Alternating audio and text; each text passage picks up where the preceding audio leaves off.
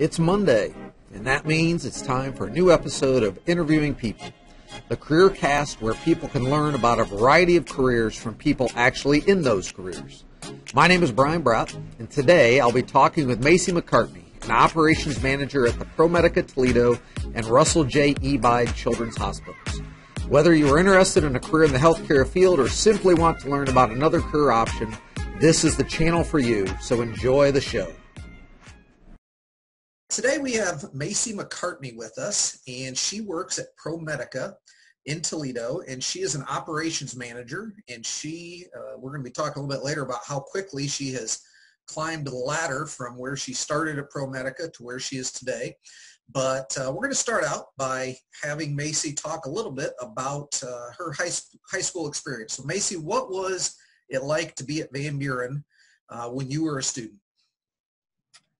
When I was a student, we still had multiple valedictorians. I know that's changed a little bit. So I was one of those valedictorians, which was really exciting. Mr. Rader was still there, and there were a lot of other teachers who were still there. And it was a really awesome experience because I only had 80 people in my class, so I knew everyone. And then as I've grown older, I've realized how beneficial that was, especially going to a larger college and then trying to make it in a world there. And then now working at Toledo Hospital, where just here we have 6,000 employees alone. I mean, it's just very different. And growing up in the Van Buren bubble is very beneficial and helped me succeed. Okay, so you went on from Van Buren to go to BGSU, I believe, and according to what I saw on LinkedIn, it looked like you were a biology major there. How did you decide to become a biology major? So I always, from a young girl, I wanted to be a dentist. And so I was always really good at biology. To become a dentist, you have to either major in biology, chemistry, or biochem. Generally, that's the track. And so that's how I picked biology, because I liked that better than chemistry. And when I got to college, I realized how much more difficult chemistry is if you do not have a good professor. So that really changed the trajectory of my life, because I'm obviously not a dentist. And so I got a biology degree that was fun to get. However, I couldn't do anything with it. So I had to go back to school. Okay, so I saw that you are officially where is it in my notes here? Your title after your name, Masters of Public Health. How long did that take? Is that a natural stepping stone for someone who has a biology major who wants to get into the medical field? Can you talk a little bit about that? Absolutely. So yeah, I have my Master's of Public Health, or MPH for short. And that really, there are lots of things that you can do after you get a biology degree, but no matter what, you have to go back to school. So whether that be a pre-professional program, which is your dental schools, your medical schools, optometry schools, things like that, or you can go back for an MHA, which is a Master's in Healthcare Administration, which that was really kind of a route that I was looking into, but BG and UT did not have a master's degree program in that. And I wanted to stay there because my mom works at BG, so I was still able to get free tuition. So I really wanted to take advantage of that because school's expensive. Right. And yes. And so they did have a Master's of Public Health. And so I actually have a specialty in administration. So I thought, well, this is pretty close to a healthcare administration degree. It's a little broader, and so I could work either in a hospital setting or like a public sector setting. So it felt like it gave me a little more wiggle room while still getting that experience. And I'm really glad it worked out, because I kind of found my passion in social determinants of health and operations. Good. So when you think about going into college and going in and being a biology major. When you started college, it sounds like you really had no idea, or maybe not much of an idea, that it would require an advanced degree beyond biology to go into a lot of fields beyond college. I guess, when did you learn that? And I don't know, is there ever a time that you look back and say, I wish I hadn't had the biology degree, or do you feel like it still led you to where you wanted to go? I think it definitely still led me to where I ended up. However, like biology, chemistry, physics, those are all, and it's really interesting because they're all the STEM degrees, right? Right. You can't really do anything with just that degree. So I knew going into that degree that I needed to get another degree. However, I just, at that point in time, thought that it was going to be the dental route. Okay. And so that had just changed directory. Okay. So you still were able to do something with it. It was just not what you had originally anticipated. Correct. Yeah. Okay.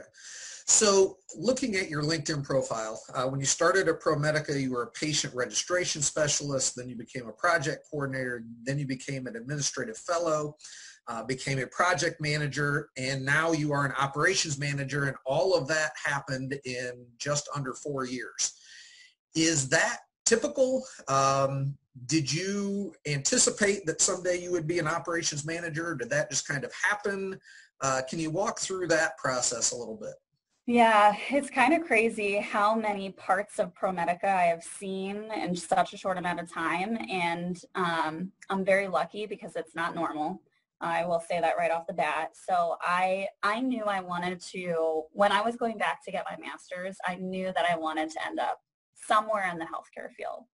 And so I had heard of ProMedica. I didn't know much about them at the time, but I really wanted to get my foot in the door with them somehow. So my first semester of graduate school, I started looking into different opportunities that they had available. So actually in one of my classes, I had a recruiter from ProMedica because she was also getting her MPH. And so she hooked me up with that patient registration position. And then at that same time, I had reached out to a vice president, just took a shot in the dark, and he met with me, and I was able to intern with him in the social determinants of health department. So I was kind of doing those side by side, which the social determinants of health department was completely brand new. Nobody really knew where it was going to go, and now that's one of the biggest things that ProMedica does. So that was really lucky that vice president, took a chance on me. I think that's a really big takeaway, is just taking chances on people. And then after that, everything happened really fast because the social determinants of health department ended up creating a role for me, which was that project coordinator role, while I finished out school. So I was in that for not very long, because then this administrative fellowship opened up. And I had heard about them in the past, and they really skyrocket your career. So I applied for that, and thankfully they accepted me. And so I did that for a year. And essentially what that is I was able to shadow and work on special projects for every business unit within ProMedica. Okay. So I, learned from the presidents and the vice presidents, and I learned networking skills, got to meet all the people. So that really has skyrocketed my career because of that experience. So is the fellowship sort of like an internship on steroids, that you're not just stuck in one place, you're going with a bunch of different people throughout the time that you're there? Correct. Yeah. So ProMedica has, at the time, this was before they had acquired HCR Manor Care, which is the skilled nursing facility. They had the acute care world, which is the hospitals. So there's 13 hospitals that ProMedica owns. And then they had the physician group, And then they have Paramount, which is a healthcare insurance company. Okay. So I rounded about 4 months in each of those areas and met every department. I was able to shadow in every department of those areas and really get to meet the leaders, learn what kind of leader I wanted to be. It was just an amazing experience. Very cool. So you've talked a lot about social determinants of health, and that's a phrase I'm not familiar with. Can you explain exactly what that is and what role that plays in what you're doing and so forth? Absolutely. So the social determinants of health is everything that makes up your health outside of your genetics and you going to your doctors. So what that means is only about 20% of your health actually is based on your genetics and you taking medicine, right?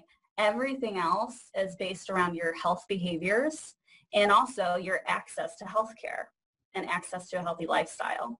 So especially in very rural communities, which Van Buren's not, so I'm talking, very rural, and very urban areas, there's lots of low income people, and those people suffer the most from social determinants of health. But additionally, behavioral health is kind of wrapped into that, and behavioral health, as you know, can reach anybody. So it's a catch-all term for everything else that impacts your health. Okay. And ProMedica has their standpoint, which I really believe in and makes sense, is we can't expect to heal people if they can't get into our doors. We have to go out and help them and take those barriers away that might be there, such as transportation, healthy eating. Do they have access to a gym, right? Because, your doctor could say, you got to lose, 15 pounds. Well, how is that person going to lose 15 pounds in reality? So it's just things like that. Okay, that's interesting. So it kind of ties in well with my next question. I think a lot of times when I talk with students about going into the medical field, they're immediately thinking doctors, nurses, so forth. And it sounds like you're going to be in a great position to tell us what are some of those positions in the medical and healthcare field that, like yours, that most people probably don't know about, that there might be someone who's afraid of blood, like me, but they could still work in the medical field because there are so many different places for people to be. So what are some of those various careers? There are so many. So we, right now because of COVID, everybody's saying, let's help the frontline caregivers, which obviously a caregiver would be a nurse, a physician, a respiratory therapist, roles like that. However, there are tons of departments that support those people that are still coming in contact, with COVID and going into rooms and stuff. So we have environmental services. So those are the people who help clean. They're our first line of infection prevention, which is huge because we don't want to, harm our patients and give our patients infections while they're here. Right. We also have infection prevention, which those people round and they help with policies. We have accreditation specialists because, like many things that are governed by the government, we have lots of accreditations to uphold and keep up with. So we have a whole department dedicated to that. We also have risk management departments. So, we've got lawyers that work for the healthcare field. We have people like myself who work in operations. And essentially, that's kind of like a fast track towards being a healthcare administrator. So those are the people that are making a lot of the decisions that affect the frontline workers. We also have registration specialists, that was my first job with ProMedica. So those are the people who register patients with finances and insurance, things like that. There's really, it's kind of endless. Right. Yeah.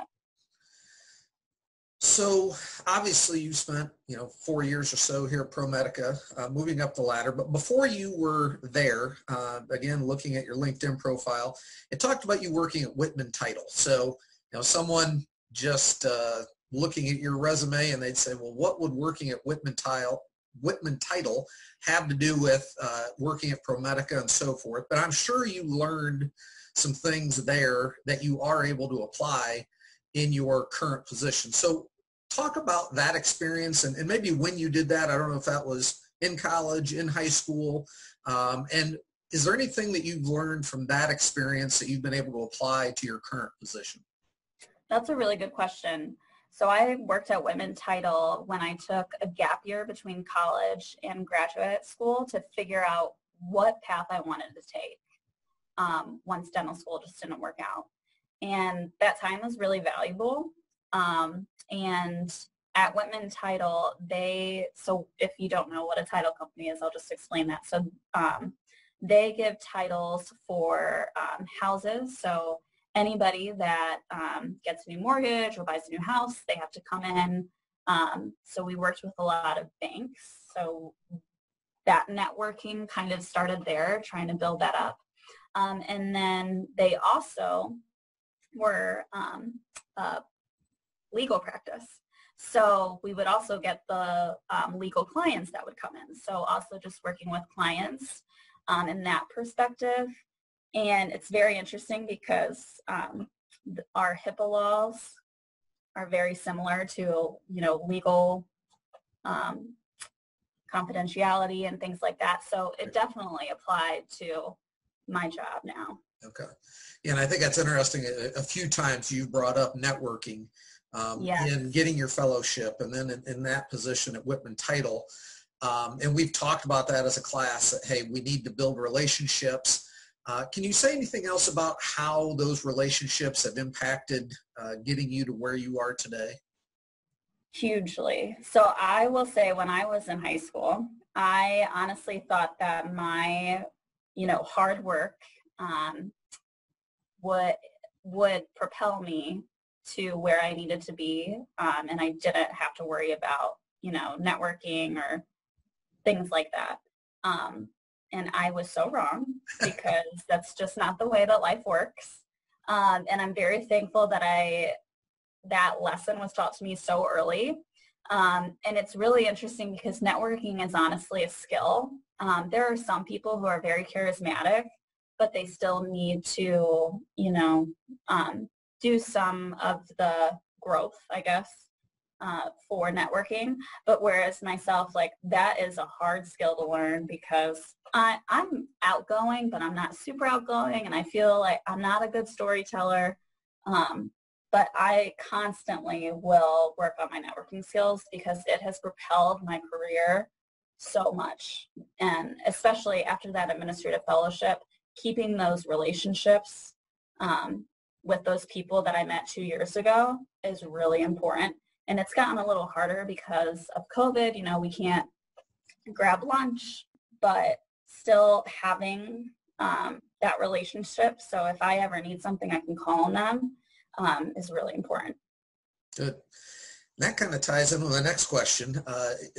You are part of the United Way's Emerging Leaders Society. Can you talk a little bit about that, how you became involved with that, how that has helped you, so forth? Yeah, I'm really glad you asked about that. So I, after my fellowship was over and I was into my new role, my boss, actually, she is a young leader. She is the vice president of operations, and she's only 30 years old. So, it's pretty wild. And she was an administrative fellow as well. And so I reached out to her because I just wanted to know, what's out there in Toledo, because I had just moved up probably a couple months before, and I really didn't know what other groups might be out there. And so she had suggested the United Way Emerging Leaders Group. And so the United Way has 3 affinity programs is what they're called. So if you donate a certain amount, you can join and opt into these affinity groups. And one of them is the Emerging Leaders Program. And they have some really cool things. The they do different kinds of mentorship opportunities. So you can do a formal mentorship with what's called a Tocqueville member. And so that Tocqueville member is someone who has been a long-standing donor to United Way. So they, on average, spend at least $10,000 to the United Way every year.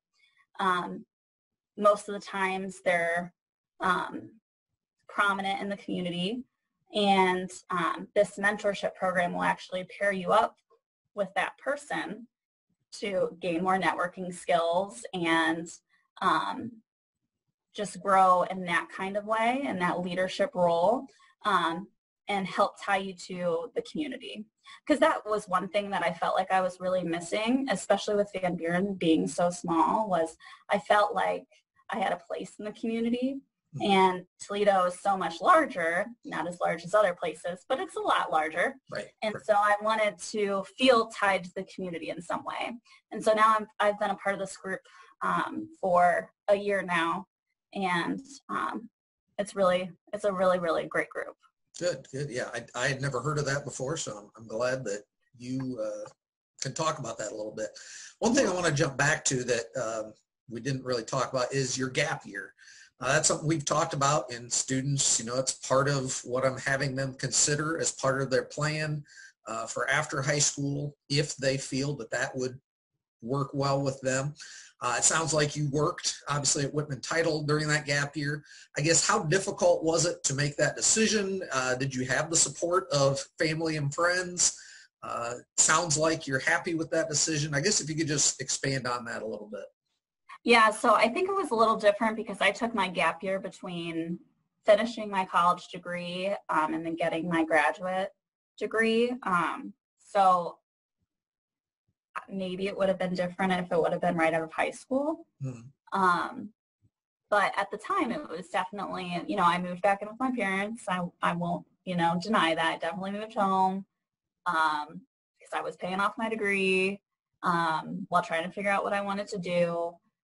So it just kind of made sense at the time. But taking that time to really figure out what I wanted to do was super beneficial and helped me change the directory of my life. And so I guess if I had to give any advice to high school students right now, college is really expensive.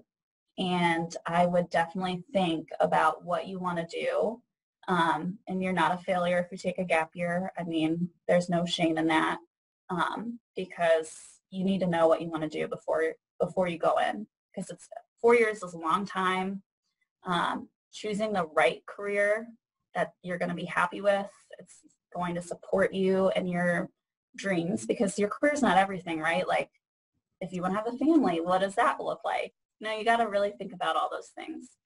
So I would highly suggest taking some time to think about that. Right. Well, I think that is very good advice. So as you look at your career path and so forth, is there a time where you can say that you maybe took a risk and failed, or maybe took a risk and didn't completely fail, but things didn't go quite the way that you wanted them to, but now you can look back and see that, it's a good thing I tried that. It's a good thing that I took that risk because I'm better off because of it. Is there anything like that you can think of that has contributed to where you are today? I would say definitely getting my biology degree, right? So I was dead set that I was going to be a dental student. And like I had said before, I was valedictorian, and I had a 4.0, and I had never failed at anything. And when I was taking my chemistry courses in college, I was doing very, very bad. And so I had never really learned how to fail. I had never learned how to process those emotions and what that meant. But I'm very glad that I still tried to go through with everything, because otherwise I want to end up where I'm at now. And I learned to fail. Prior to that, I never had. So now I feel like I fail gracefully. And I think that's the goal, because it's going to happen to all of us, probably multiple times throughout our lives, both big and small situations. And maybe this last question kind of ties in with that, but is there anything that you know today about careers that you wish someone had told you when you were in high school? About careers in general? Yeah. Yes. So I feel like, and I don't know, I'd be interested to hear what you think about what I'm going to say. Okay. Because I feel like my generation, whether it be that 10-year generation or the 20-year, but we were always told, as long as you get an education, a college degree, you can do whatever you want with your life. That was, I mean, everybody told me that. Teachers, parents, friends of parents, everybody said you can do whatever you want as long as you get a college degree. And so then I get a college degree and I'm like, what am I going to do now? Right, right. And so that was very frustrating, because I thought I did everything right. I was a good kid. You know what I mean? Like, I did all the right things, and nobody's going to hire me with a biology degree. Right. And now I can't do anything. Now I got to figure out, what else am I going to do with my life? And so I would think that you can do whatever you want, but you have to be really thoughtful about what you want to do. Because it's a big life decision, and it's very expensive. And if you don't go to college and you get a trade school, lots of them are making just as much as I am. So I just think putting stuff like that into perspective was something that I didn't have at the time. Yeah, I think that's really interesting. And yeah, I guarantee that I was one of those teachers who said, go to college, go to college, go to college. And now in the last 4 to 5 years, I think I've started recognizing, there might be some better options out there. And for some people, they might need to go to college, and they should absolutely do that and have a plan for how to pay for it and so forth. Mm-hmm. But there are a lot of other opportunities out there that don't necessarily have college at the beginning of them. And, so yes, I think that's something that the world is changing. I think there is still definitely that push for college. But, again, I think you look at COVID and the impact it has had on college admissions and so forth. I think we're in a lot of change, and I think that is definitely going to be part of that. So I think I'm not glad to hear you say that, because I feel like, wow, we didn't prepare you for what reality was, but I'm also glad to hear that you say that, hey, that wasn't reality for me. And we maybe as educators need to start changing the reality that we are presenting to high school students and so forth. So I'm really glad you said that. So yeah. One other thing with that too, it just made me think of this while you were saying that. I also was under the assumption, so I'm like, okay, I'm going to get a master's degree and then I'm going to be good to go. However, I didn't realize how much experience matters to recruiters. So even if it doesn't really matter if I have a master's degree or not, because somebody who has, 5 years more experience than they have that 5 years experience. And that matters more than just an education level. And that was something that even after I got my master's degree, because I was still kind of stuck in that mindset of, okay, like I can push through this, I'll get through this. And right after college, I'm going to be a director because I went to school, I did the right thing. And that's just not the way that it is. You have to get the experience in. And I'm lucky because I'm moving forward really fast. Right. But not everybody's like that. And there are organizations that will pay for your master's degree, or they'll pay for your bachelor's degree while you're getting the experience, which might set you up better than just going straight into school, thinking that you're going to come out and get a director's role right away. Right. Yeah, that's a great reminder that, yeah, if I go to this place and work and they see that I'm a good worker and they feel like, if they put money into me, they're going to get a lot of benefit out of it. They might be willing to pay for those degrees and so forth. And yeah, college without debt, that is definitely the way to do it. So yes, it is. All right. Well, hey, Macy, I really appreciate everything you talked about. I think it is all very relevant to us at Van Buren, and if other students around the world watch this, I think definitely insightful and definitely good to see that there's a lot more that makes a hospital run than just doctors and nurses, as great as they are, and I appreciate everything that they do. There's a lot of people that help them do their jobs and support the public and so forth. So you have opened our eyes to a lot of ideas to consider, and I greatly appreciate that. Thank you for all that you're doing throughout the COVID crisis, and just hope that that will be over soon with the vaccine, and we'll be able to see each other, and people can see each other face to face again and so forth. So thank you very much for everything that you're doing, and thank you very much for talking to us today. Thank you. Thank you for visiting the Interviewing People CareerCast. And to be sure you don't miss additional career information, please click subscribe so you'll know when the next episode featuring Tyler Akers, a 2010 graduate, is released. Tyler is a manager at Groove Life in Nashville, and will talk about the role his time in the Army played in getting him to where he is today. Thank you for watching, and as always, keep learning.